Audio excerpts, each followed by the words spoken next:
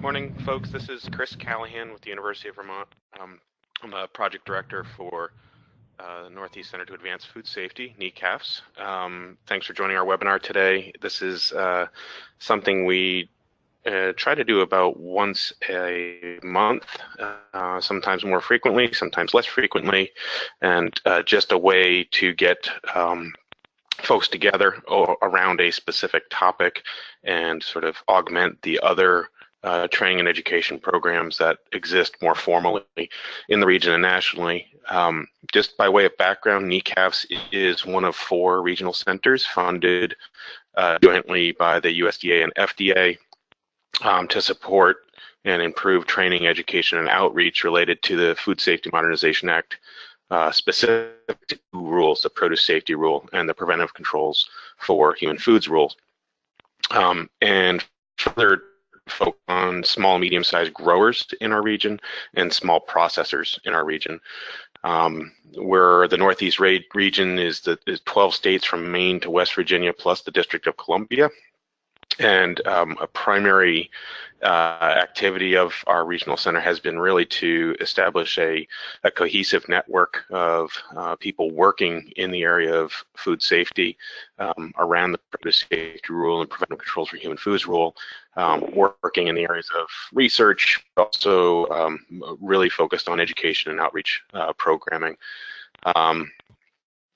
We're delighted to have the Produce Safety Network be a webinar topic for us today, and delighted to be joined by the presenters from the PSN who are going to help us get more familiar with the network and what it's all about.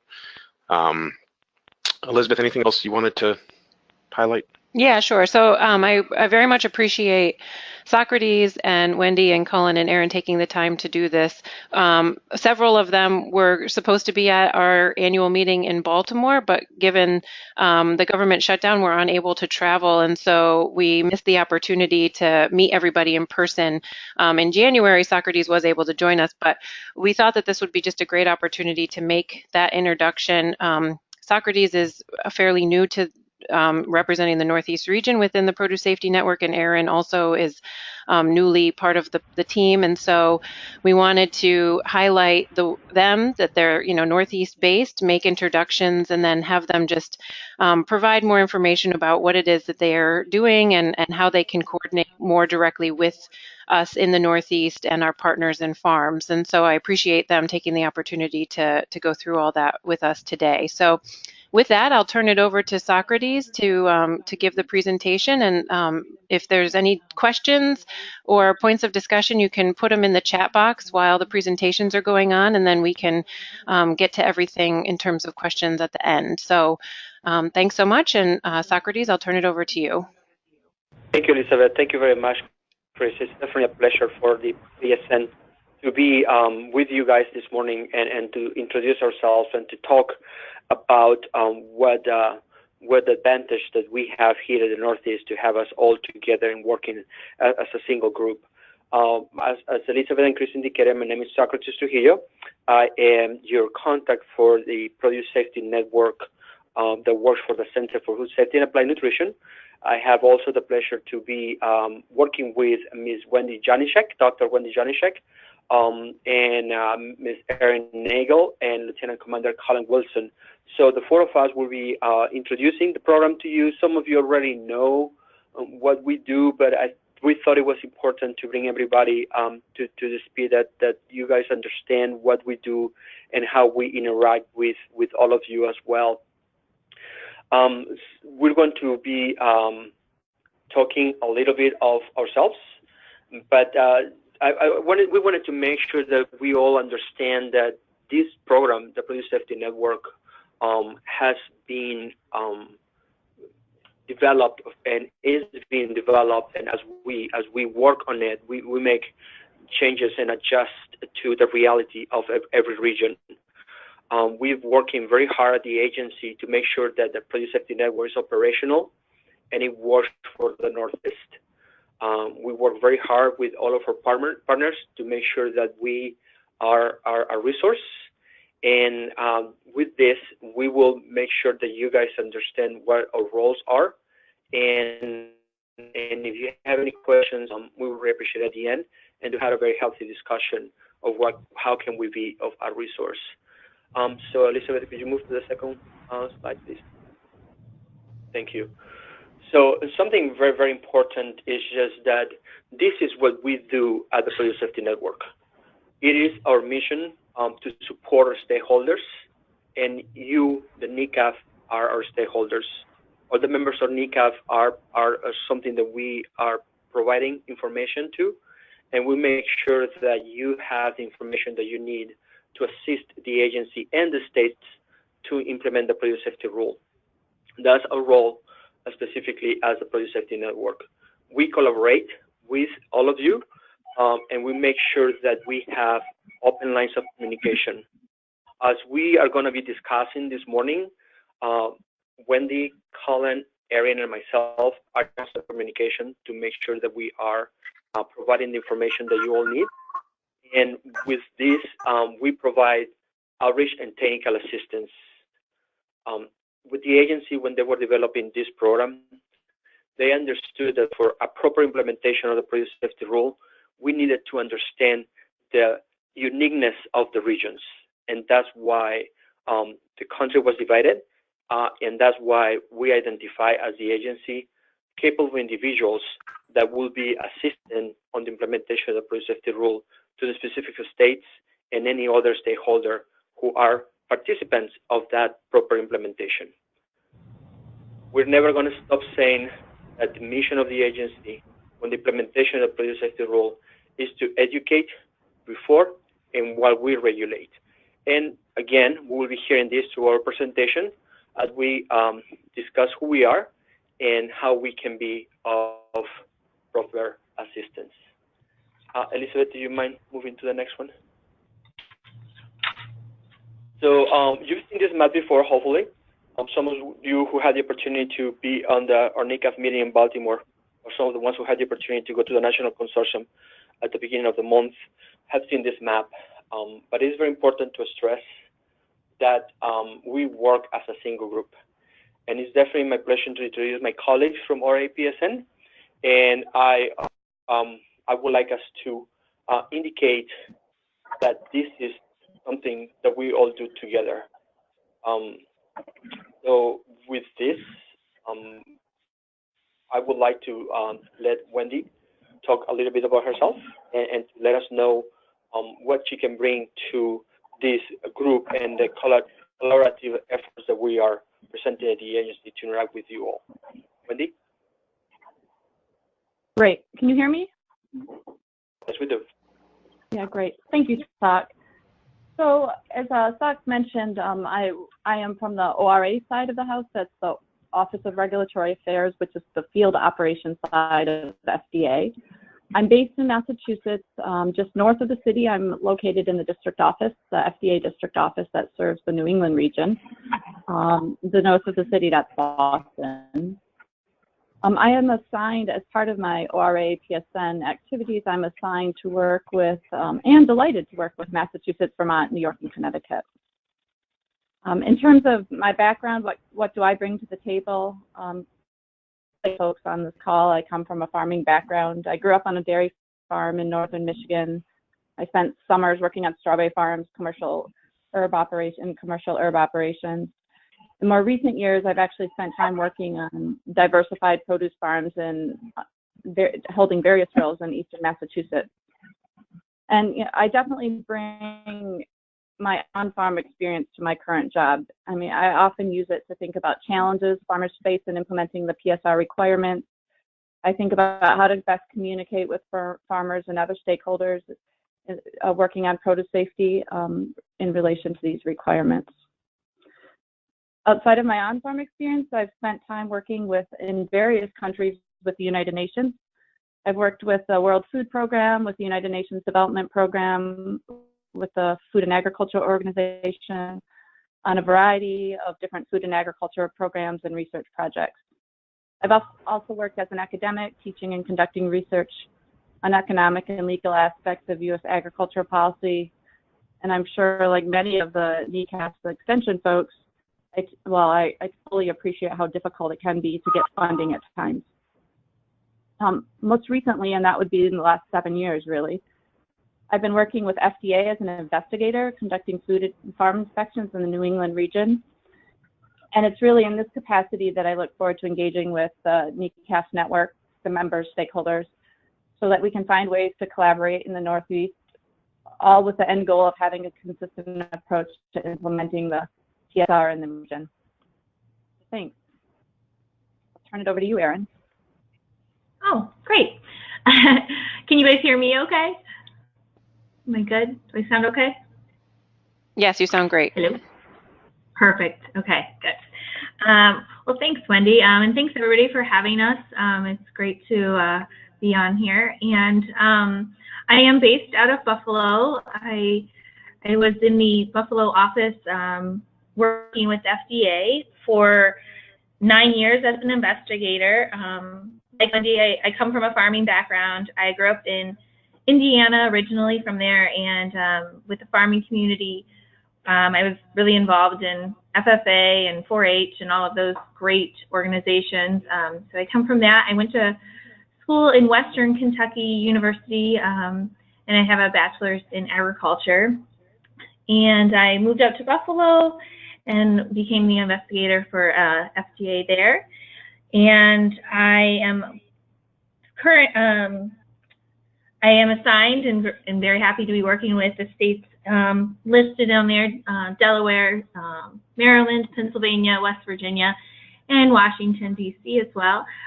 And I am looking forward to working with all of you, just like Wendy said. I agree with all of the things that she said about working with everybody and collaborating with this new role. So thanks. Colin? Yeah, let me just also check to make sure my work is fine. Yeah. Okay, good. All right. Hi, my name is Colin Wilson, also an ORA, Office of Regulatory Affairs, Produce Safety Network member. I cover Maine, New Hampshire, Rhode Island, and New Jersey. My office is in Portland, Maine. I've been with PSN for about a year now. Before that, I was FDA food investigator in New England for about 7 years. And that involves a large variety of field work. I've done inspections of egg-laying farms, of dairy farms related to drug residue follow-up, seafood processors, other food processors. Wendy and I both worked for several years on FDA's pesticide sampling program in New England and visited numerous produce farms for sample collections. I've also had inspection trips to produce farms and packing houses in Chile and Mexico. My first job with the federal government was as an implant slaughter inspector with USDA Food Safety and Inspection Service. Before that, I also had a stint with the Maine Department of Marine Resources, working with lobstermen on protecting whales.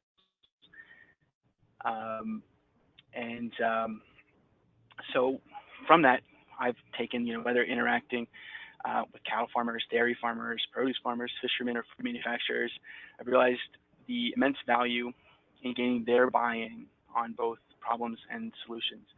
And I think this buy-in is relating to the educate piece of what we always say, the educate before and while we regulate.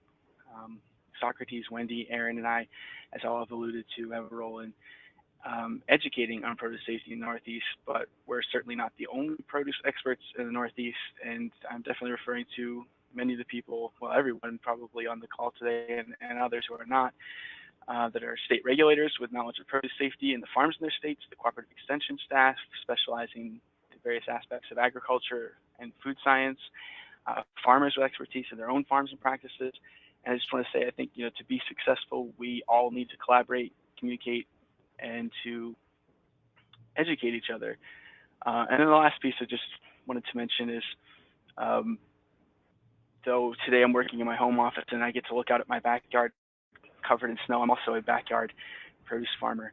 And that's just something that has excited me about working in this field, both to well, mostly, yeah, on that part, to learn more, and just because, I do care a lot about quality and safety of produce. So back to Socrates. Thank you, Colin. I just want to give you a little bit of my background as well. So I joined the agency in 2001 as a researcher on what it used to be the Division of Natural Products. My background is in food science. As a person who got a degree in food science. However, I'm originally from Mexico, from one of the most important agricultural states of that country. And during my summers, we used to go and help do some farming activities to my family. And I'm not going to go into little details, but I mean, the agricultural world has changed since I participated in those activities, as I was one of the little kids who used to do swimming on the canals. So that doesn't happen anymore, but I was one of those, I'll be honest. Fortunately, I learned that I shouldn't have done it, but anyway. So I came to the agency in 2001, and I did work on the lab, on chemistry, and because of my background, I had the opportunity to move to the Department of Microbiology to start working with the detection of pathogens in food samples in the area of microbiology. And then, unfortunately, 2006 happened, and that's when we had the first biggest outbreak. That was E. coli on spinach, and I did a little work with that. And then 2008 happened, and when 2008 happened, and we had the issues with the detections of the pathogens in produce from Mexico, because of my background, I was immediately pulling into one of the groups that started communicating with our colleagues who were going and do sampling collection. And from there on, it just happened that I started more being on all these calls, trying to help our investigators and give them some of the background that I knew about the regions and the practices. And it was just a natural progression for me that I moved from the lab to the policy area, where I started training our investigators on how to observe and identify practices that were not suitable for produce safety. I became instructor for what used to be called ER 321, that it was a class that it was given to our investigators to properly identify the lack of produce safety on farm environments. And then I also assisted in the international community to start talking to other countries about good agricultural practices. Then the team that I was working with was tasked to create to develop the produce safety rule. And so I participated with some of the groups that were developing that regulation. After that, I decided to take an absence of leave on the area of produce, and I did international work with the center, where I represented the agency in the international arena, evaluating other countries' produce safety, would be food safety schemes, and what is called for the agency, the system recognition. So I was a team lead that took a group of experts to Australia to evaluate their food safety system. When I came back from that assignment, I realized that I was missing produce. So produce safety network happened. And what I mean happened is that the agency saw the importance of something like this to be developed in the United States, and it was something that I realized that it was good for me because I had the background. I understood what was going on in the produce arena, and I wanted to bring my little knowledge to the community. I was selected to be produce safety network on the southern region in 2016, and I moved to Texas to help the implementation of the produce safety rule in the southern states. It was actually really good, but I want to repeat as what Bob Earhart says, that when you're in the State Department of Agriculture, you've been in the State Department of Agriculture. When you've been on a farm, you've been on a farm. And I truly believe that. When the opportunity to move back to Maryland and work with the Northeast was offered, I didn't hesitate because, number one, all my relatives by marriage are here in the area. We have family from Delaware all the way to Vermont. So I decided to just take it, come back and start learning from the region and make sure that whatever knowledge that I have, as little as it is, can be shared and we can discuss and talk about how we can make sure that we have the tools that we need for the implementation of the producer safety rule. So this is who we are, and I hope you guys start to formulate your questions, and we will be more than happy to discuss them. So Elizabeth, if you don't mind moving to the next slide. Thank you very much. So hopefully we all agree that our activities as a producer safety network is to make sure that we provide the outreach and technical assistance to our stakeholders. We were talking about educate while and to educate while we regulate. So before and while we regulate. So this is highly important. Something that is very important is I am part of a big group of people who is making sure that we provide the tools to the people who's actually working with the proper implementation of the producer safety rule. My role as a PSN member is to provide, to assist on the technical assistance to stakeholders like you on the producer safety rule and any other related producer safety topics. When you have questions as a stakeholder, you can communicate with us, and we will make sure that you have the answer that you need to provide it or to implement the producer safety rule.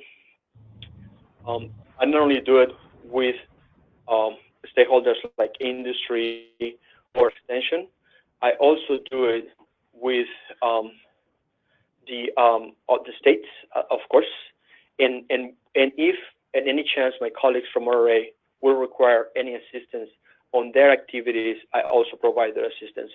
So my role here is to provide technical advice and technical assistance to whomever has questions regarding the producer safety rule. Of course, one of the roles that I have is highly important is policy and rule interpretation. I wish I could tell you the rule is clear and concise. We have a lot of questions that are still happening as we try to implement the rule, and that's when I can be of assistance to you to make sure that when we have a specific question and if something I can provide the answer, I will provide it. We do understand that some of the questions are unique in nature and set precedents, so we have the capabilities to understand that when an answer will set precedents, we need to make sure that our Office of Chief Counsel at the agency clears that answer. So sometimes we may recommend you to submit that question to the technical assistant network, and if we do so, it's because we believe the answer will set precedent. So I just ask you to be patient with us while we sort things out sometimes. We all, as you have mentioned, can help you with any scientific support if necessary. And at the same time, my role is to evaluate the usage of alternatives for those who are familiar with the producer safety rule. We have identified a way of having alternative methods, and that's when I'll be one of the people who will be making those evaluations. Based on my background, I provide assistance on that, and also, of course, I help with outreach and collaborate with other PSN members, and to ensure that our region, the Northeast, is properly covered. And if you have any questions relating to inspectional programs, I work very close with my colleagues from RA PSN, and from there we take it to Colin.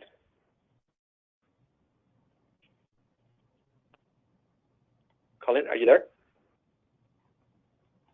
Hi, yes. So you want to talk us a little bit about how RA PSN role in the producer safety network activities? Oh, yes, of course.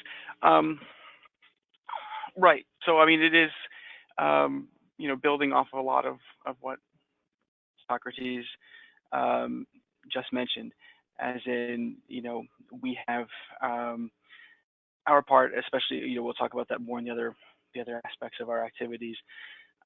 The ORA has our part in technical assistance,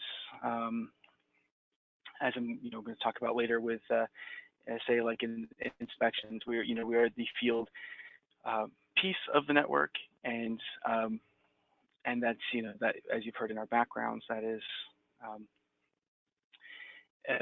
part of the experience that we have in conducting inspections, in interpreting rules to some extent, not and with the assistance of our produce experts like Socrates, as that goes into more depth, more interpretation needed. But yeah, so this is our part also in technical assistance to states building up their inspectional programs and work activities,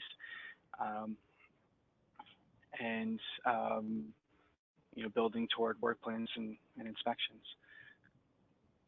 Socrates, do you want to talk about educational farm visits? Thank you, Colin. Yes, so something that is highly important is that there's been the misconception that the agency or some members of the agency don't have the knowledge to actually visit farms, and it's something that I really try to stress. Fortunately, with this group, as you can have heard, all of us have experience of visiting farms and interacting with our farmers, sometimes in the United States, sometimes outside of the United States. But just remember that the produce safety rule does not discriminate on where the produce is grown, but where it's consumed. So we are very concerned about the produce when it's consumed in the United States, independently where it is actually produced. So with that in mind, we at the agency level decided to create an internal program for us that is educational farm visits, that we actually ask a farmer to host us, for the farmer to let us know about the uniqueness of their farming activities who might have an impact on the proper implementation of produce safety rule. We have identified with the little time that I've been here in the Northeast specific practices that may seem like do not agree with produce safety, but if we dig a little bit further, we realize that there's ways that we can make sure that we have a proper implementation of produce safety rule without changing some of the already established practices in the Northeast. So that's something that I think is critical. That's the reason why we're here. We asked you, the states, and the extension to assist us to identify those specific practices and to help us to go to those farms or some farms where we can learn from the farmer and their activities, so that way we can bring that information to the groups who are working on the guidance documents or making modifications on the already existing produce safety rule, and include that information. I had the opportunity with my colleagues, Wendy, and to visit some of the farms, and we identified something that it was highly important for me to bring it to the produce safety rule guidance document. Without our participation, without visiting those specific farms, then we will not be able to identify those practices who are important to the region, who do not need to be modified or can be only slightly modified, but without our visit, then we will not know about it. So I think we need to be able to work together, identify those practices, bring it to the attention of the people who's writing the compliance guidance, and then bring the knowledge that we can and to assist the region for the proper implementation of the rule. And now I will have Wendy to help us understand what is the on-farm readiness review program that we're working with. Wendy?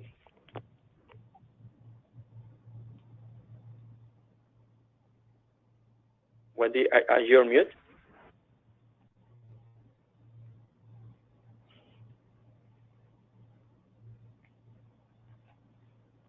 Hi. Wendy, it looks like you might. There she is. Okay. Okay, great. So in the spirit and interest of working with the farming community prior to starting inspections, produce safety network staff will be involved in on-farm readiness reviews.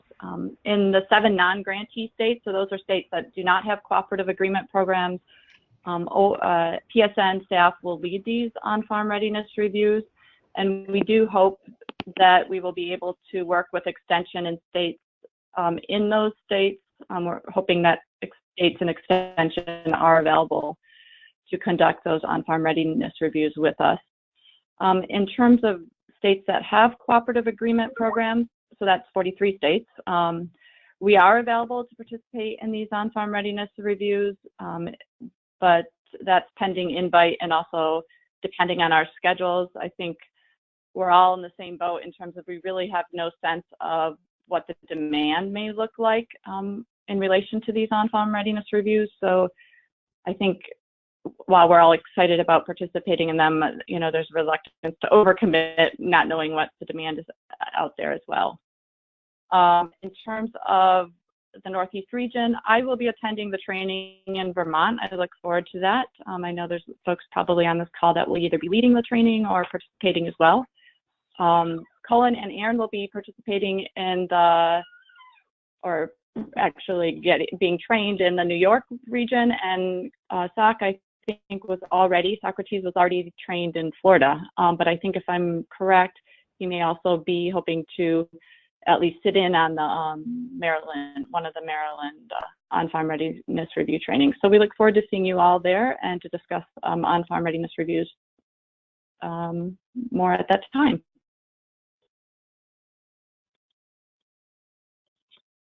Elizabeth, do you mind going ahead and turning this to the next page of the presentation? We'll get through a few more of our activities, and then I think at that point, we'll be ready to open it up to questions.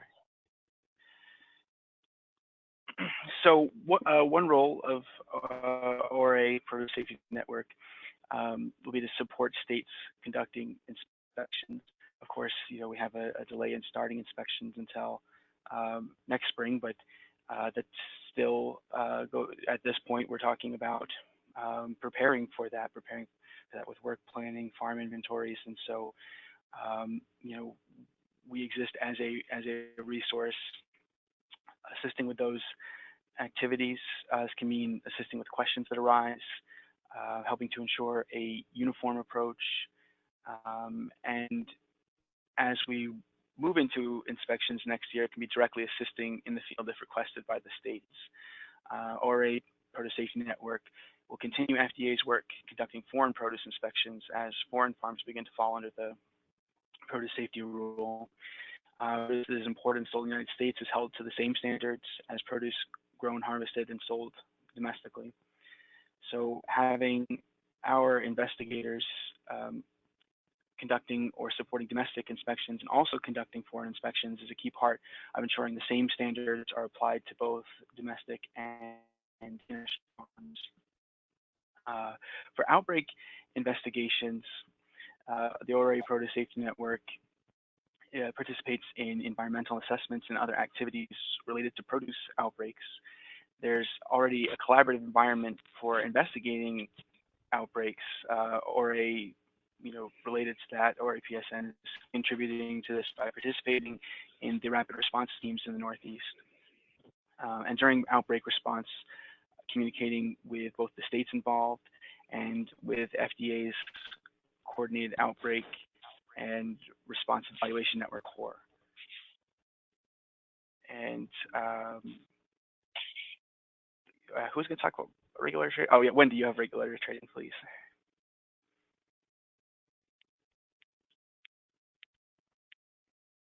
Great, thanks. So there's not a lot to say in terms of regulator training, and this is training that's currently ongoing for regulators in the region and around the country, except to say that PSN staff, Produce Safety Network staff, have been involved in we've contributed to some of the materials, and we will probably most likely be continuing to contribute to these materials as the course evolves. So just in terms of a few other items that we are involved in, similar to many of the state stakeholders on this call, and to some extension I know are also involved in inventory development activities.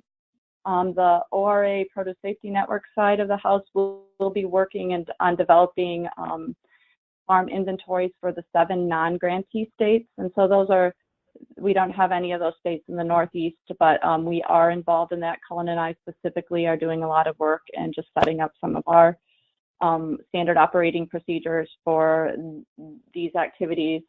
And we're also working on maintenance of the existing farms in our existing official establishment inventory for all over the country, and also in for the foreign farm inventory.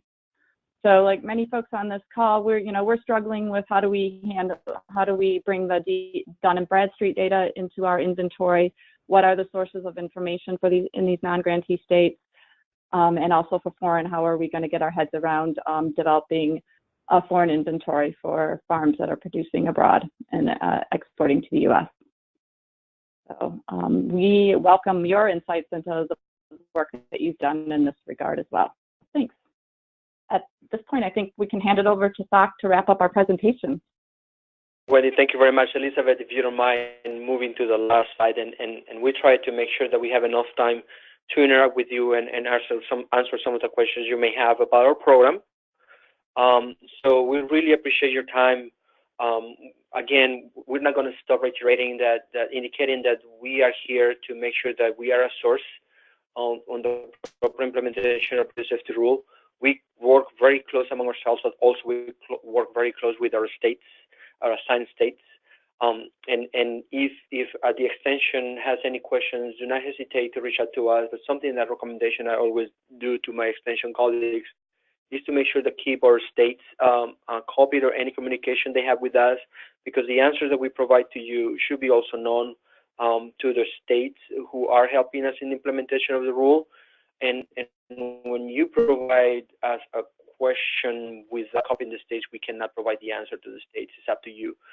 But I encourage everybody, if you have specific questions on the implementation of the rule, either for technical assistance or to any capacity of verifying compliance with the rule, do not hesitate to reach out to us, but always make sure that you have reached out to the state or copied the state on communication with us. Now, Elizabeth, I think we're ready to answer any questions that you may have about our program. Great, thank you so much, everyone, for your presentation. Yeah, I think I'll just quickly, Kara has been posting in the chat box for clarification on OFRR, what's been planned. And Kara, do you still have an outstanding question about that you want to ask the group? I'm not sure if you have audio or not. Hi. I don't know. Can you hear me? Yep. You sound great. No, I did. Certainly, I think probably all of us would love to be involved in on-farm readiness reviews as much as possible. And I think those of us who aren't part of sort of extension or departments of ag are sort of at the bottom of that list. And so, or in the middle of that list, I guess. And so I'm just wondering when those are going to expand.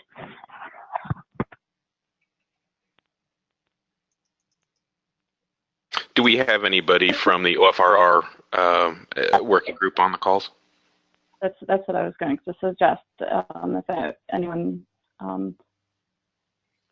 yeah, I think just thanks, Chris. You hit that right on. I don't think that the ORAPS or the PSN is in the position to respond to that. And I'm scrolling through the attendee list. I don't see, unfortunately, I don't see anybody from that working group in attendance. I think. Yeah. Should she be reaching out to maybe NASDA on that topic since they are the lead on it? Or is there someone, you feel free to make a recommendation. Yeah. Probably. And Kara and I have been chatting privately as well on it. But yeah, so I think just in terms of this is Chris Callahan speaking, by the way. I think generally it's important to remember that it is early days in the OFRR implementation. They really just finalized they just concluded the piloting process at the end of last year. And so I think it is being deployed in a pretty measured way. But I would suggest Kara, maybe you and I can connect offline and make sure you're connected with the folks that are in the work group, and make sure your concerns are known about expansion of that. I share the desire for that. Great, thanks. Good morning. This is Aaron in New York. Oh, hey, Aaron. And I've been in contact with Kara and some other trainers that are interested in participating in the OFR training. And the very first training, we only have a couple extension folks that are being selected for lead trainer positions or train the trainer positions. And then going forward with our next two trainings, our first training is Long Island in the middle of April. And then we're going to have two more upstate at places and dates yet to be determined. But we will keep Kara and the other people that are interested in being a part of the OFRR and a training position in mind. And we definitely intend to continue this training process until we have all the interested and all the required trainers that we need. So it's an ongoing process, and we're just in planning our very first OFRR training at this point, with two more to come and probably more after that. So real quick, I'm seeing in the chat box Meredith Melendez from New Jersey from Rutgers also knows that she doesn't have audio today, but at least relative to their OFRR planning and implementation, they're conducting training through the fall and recognize the need to expand that.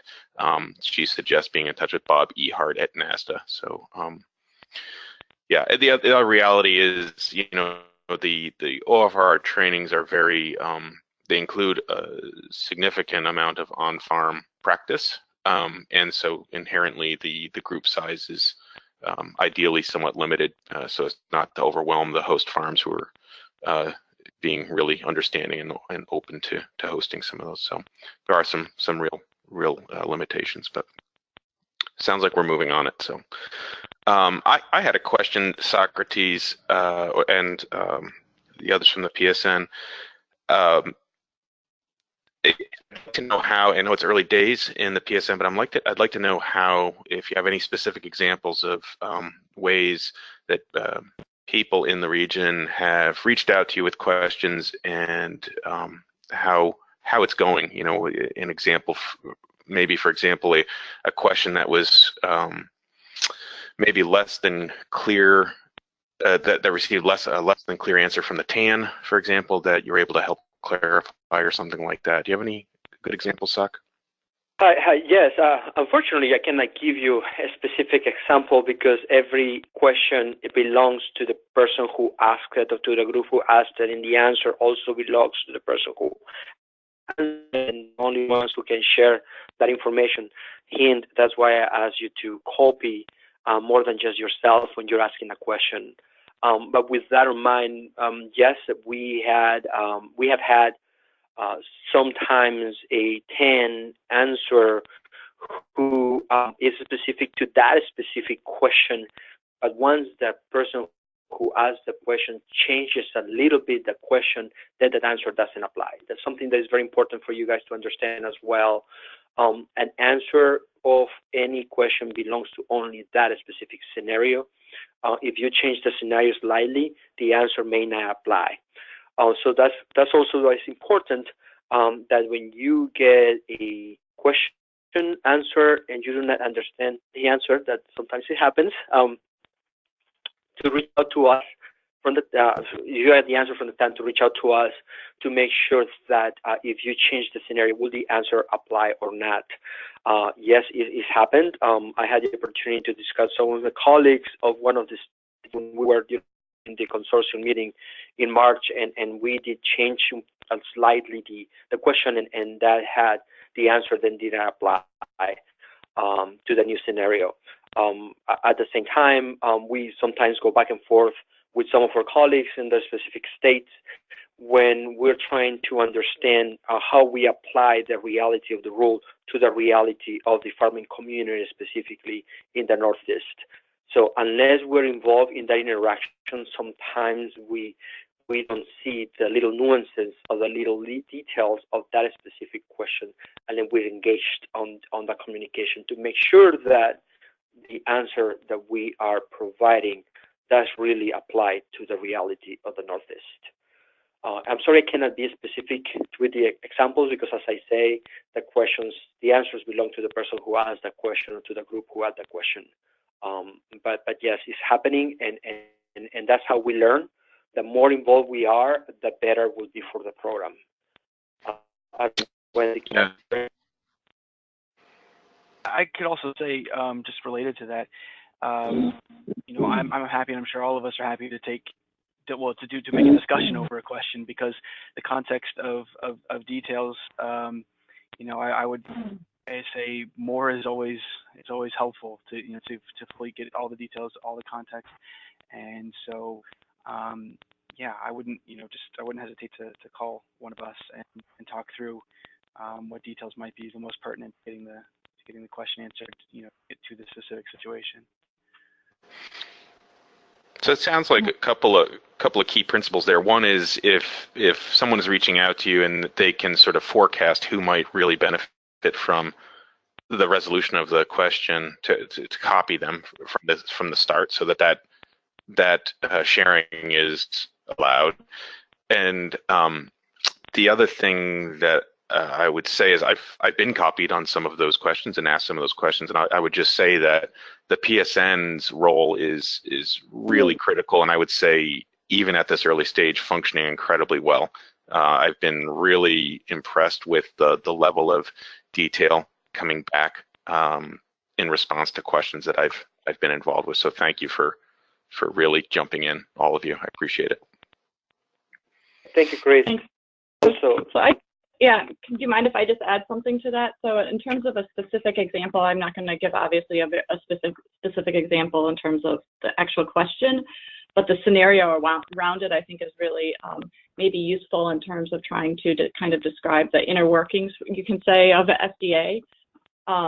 So recently we've had a question posed to us by one of the states in the Northeast, and that question then we were not able to answer. It was a question that needed further interpretation, but it was the way the question was formulated, the specifics were fantastic in terms of allowing us to move that forward. And it's been moved forward through SISTAN, and you know, it's at that point it will be moved forward. But what happened then, 2 weeks later, I was in Mexico, and the same question came up from a farmer in Mexico, and so I think when we're starting to see that a question's coming up in the Northeast, it's coming up from a farm in Mexico. This is when it starts to reach the level where guidance, or we can address it in guidance, and SOC can speak more to that.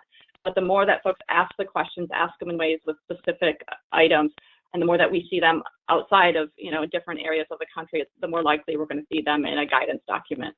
So, you know, even if you're not getting the answer you need, we fully appreciate how frustrating that is. Please still ask those questions, because it will make a difference.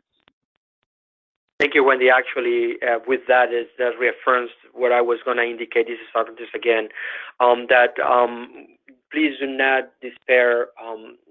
Keep on asking us questions. And if you're not satisfied with the answer, tell us. Don't just say, so you guys don't know what you're talking about. Yeah, sometimes we cannot provide an answer, but the more you ask the questions, the more we'll be able to identify what questions are being asked, as Wendy indicated. And again, it is our job to make sure that you have the tools and the information that you need to provide it, in this case, to the farming community. And to make sure that they do have the tools as well that they need to eventually comply with the produce rule.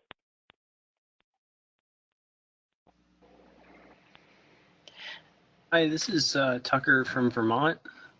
Can you hear me? Yep, go ahead, Tucker. I actually had a question come up recently, and I think it kind of fits into this category of, I'm not sure if you've heard it before or if it's already been answered, but if you don't mind, I'd like to get your thoughts on it. it's relating to seed garlic. So garlic is a covered produce, but if we got farms that are selling seed garlic, I'm not really sure if we would classify that as food, or does it depend on how they're marketing it, or is that something that's come up in the region before? Hi, Tucker. This is Socrates. We actually got a question, and we are working on the answer because this does set precedents, unfortunately, for us, meaning that it needs to be cleared by the Office of the Chief Counsel because of the implication of the answer will have. But yes, you are not the only or the first person asking, and we're waiting for the direction of our Office of Chief Counsel at the agency level to be able to provide the clear answer so there's no confusion in the future. But thank you for asking that question. Yes, that helped us a lot. Great. Is that something that would likely come out in guidance? This is Socrates again. I've been involved in the communications with the SME, and I cannot disclose the guidance document, but questions like this help us to clear the language that we need with the guidance. I'm sorry, okay. I cannot be specific.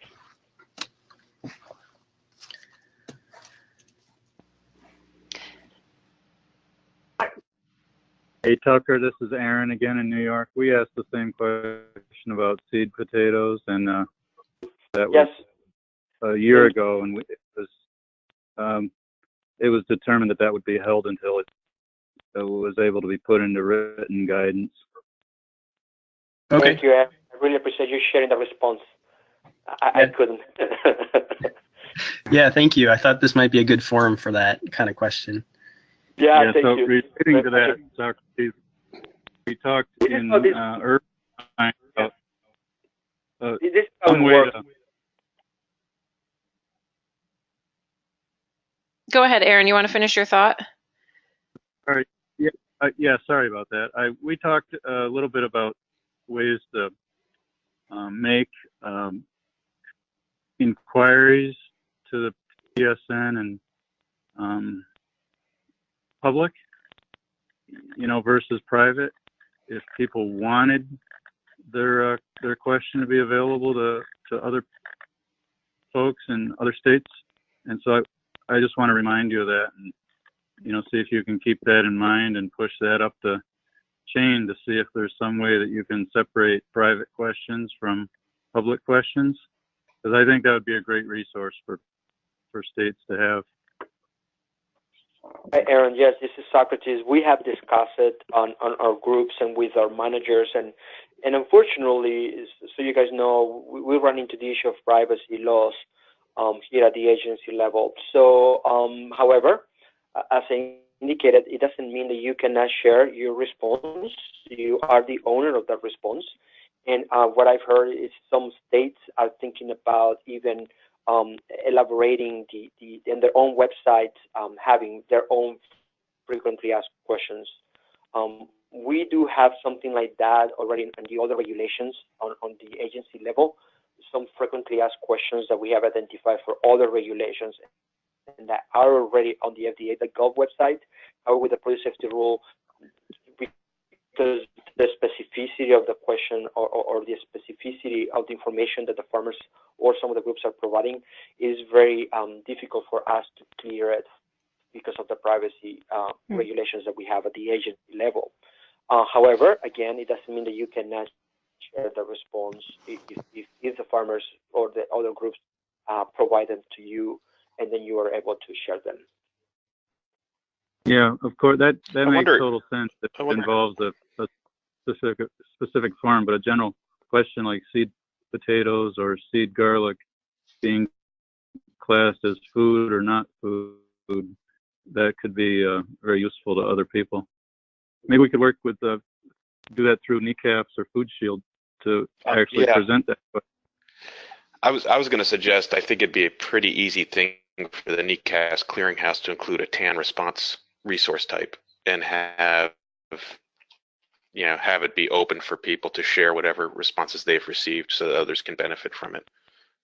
So maybe we can explore that, Aaron. Great. Thanks, Chris. Just on the same line, just to let you know, some of the roles that we also have at the PSN is to create fact sheets when some of the confusion arises with the role. Not the fact sheets are not to be provide guidance or move away from the current thinking of the agency. It's just to provide a little bit more information that is on the produce rule. It seems to be cumbersome to write. So if you have any ideas of fact sheets that will be appropriate for that community, don't hesitate to send them our way. Wendy, Colin, and Erin and myself will be more than happy to take some of those topics and see if we can develop fact sheets to distribute.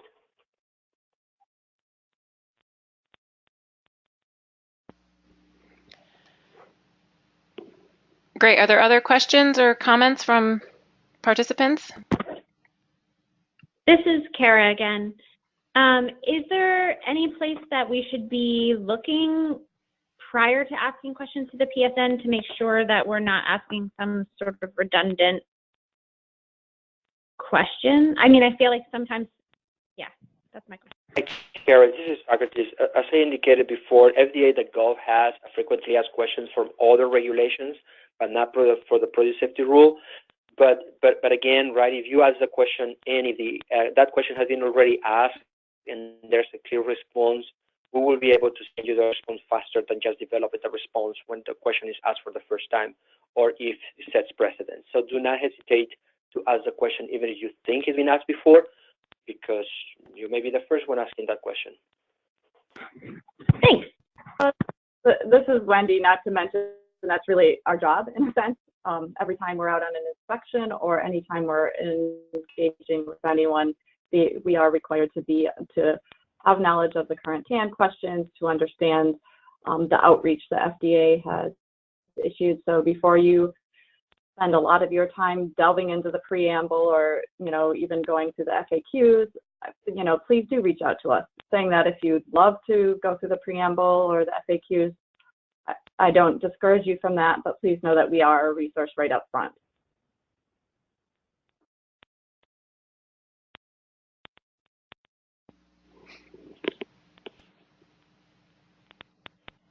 Any other questions from the group?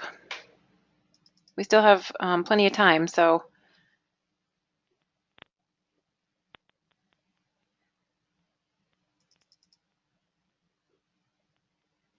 Well, I'll ask a question. I am interested to know, in reading a little bit about what the PSN is, what your responsibilities are, and I'm not. You sort of have alluded a little bit to it today in your presentation, but I'm wondering how much of on-farm information that you glean while you're out working with folks in the Northeast, that goes back to the FDA to inform policy. How much of that is in your role and what you do?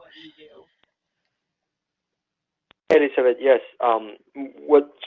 We are the conduit of some of that information to the states, and that's how it works. When a guidance document comes out, we communicate with our states partners and we provide that information to them. And if the state partners have specific questions about that specific guidance or document that was produced by the agency, we discuss it with them. So that's how it has worked before in the past. However, any stakeholder who has questions, specific questions about the information that the agency puts out regarding the produce safety rule, I will, as Wendy indicated, same with questions, same with the guidance documents or anything else that documents that the agency puts out. Yes, we will be. It will be important if you consider us as your first source of information to make sure that the documents have been understood. Is this what you were asking? Yeah, I guess I was thinking more in the other direction. So let's say, the FDA is still exploring things with soil amendments and water, and I'm just wondering how much they reach out to you guys and say, what input do you have being based within the region? What information can you provide to them as they continue to think about these things and actually develop the guidance and information around those sections that are still open? Yes, actually, yes, it worked both ways. As I indicated, Wendy and I were on a farm visit, and we identified some information that we knew the guidance documents were being developed. So we took some of those observations, and that we thought it was critical for the people developing the guidance document to include on their development of the guidance.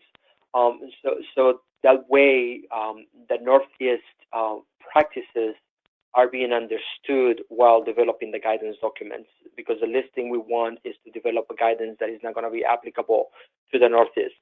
At the same token, I was on a meeting when a scientist was presenting some information about the biological elements of animal origin that had nothing to do with what we were doing. Like, that meeting was not an agency meeting. It just happened to be me was there. So I immediately reached out to the scientist and asked them to please provide us that information, because I realized that was critical for the developing all the specific section of the regulation has not been finalized.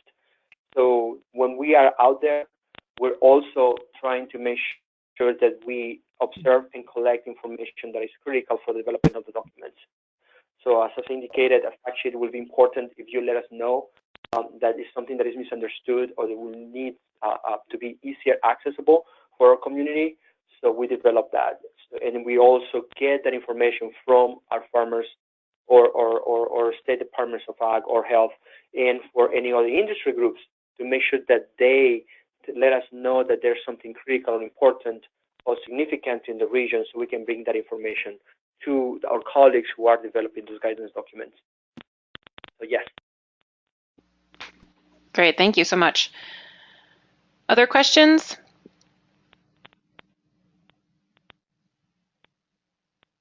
So this is Wendy again, Elizabeth. So this is a kind of tangential to your question, but related. So the other piece in terms of bringing information back from being on farm is that when we are on farm with a group of regulators, there's also knowledge that's gleaned from seeing the different way that regulators are responding to a particular practice that's being observed while you're on that farm.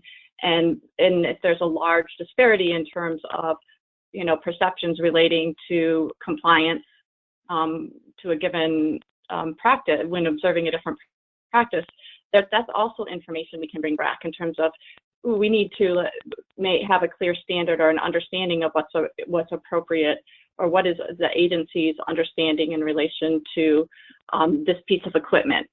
I think barrel washers are a perfect example. How are we going to, in terms of washing practices relating, washing and sanitizing, or just washing practices relating to barrel washers?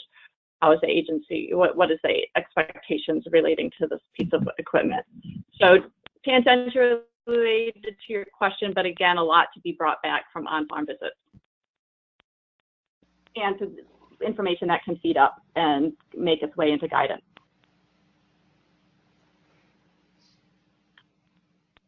Yeah, thank you, Wendy. That's very helpful.